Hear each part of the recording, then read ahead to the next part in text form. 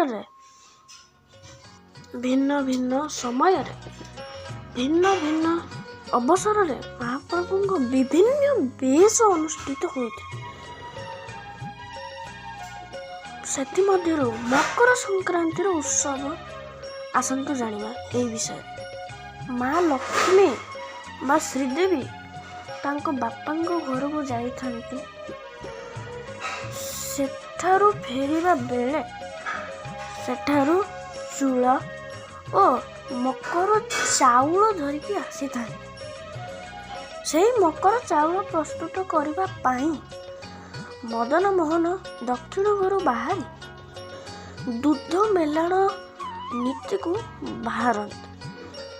ସେ ପାଲିଙ୍କିରେ ବସି ଦୁଧ ମେଲଣ ଯାତ୍ରାକୁ ବାହାରନ୍ତି। ଦୁଧ ଆଣିବା ପରେ ପ୍ରଭୁଙ୍କ ମକର ଚାଉଳ ପ୍ରସ୍ତୁତ କରାଯାଏ।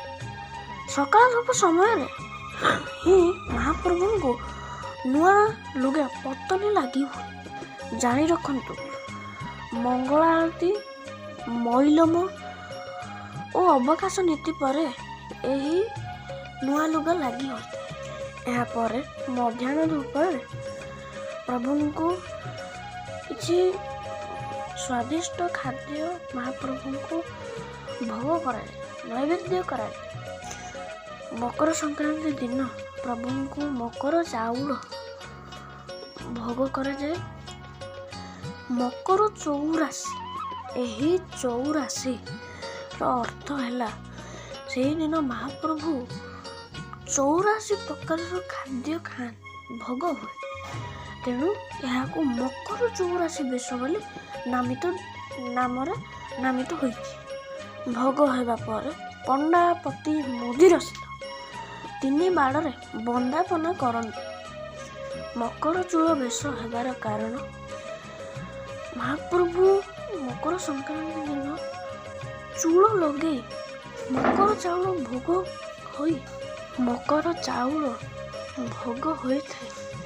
ତେଣୁ ମହାପ୍ରଭୁ ମକର ଚୂଳ ବେଶ ହୋଇ ଏହି ବେଶ ହୋଇଥାଏ।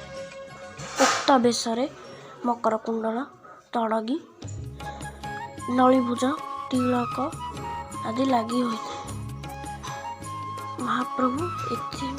ମହାପ୍ରଭୁଙ୍କ ମକର ଚଉରାଶୀ ବେଶଟି ଅତି ମନୋହର ଓ ବହୁତ ସୁନ୍ଦର ଅଟେ। ଜୟ ଜଗନ୍ନାଥ।